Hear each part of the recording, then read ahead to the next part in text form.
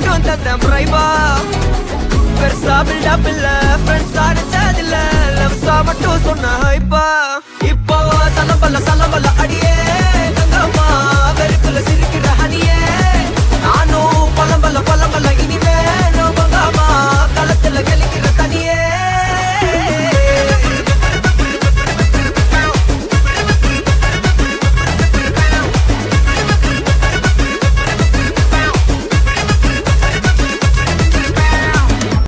போதும்பா, ஆஃப் பண்ணிடலாமா?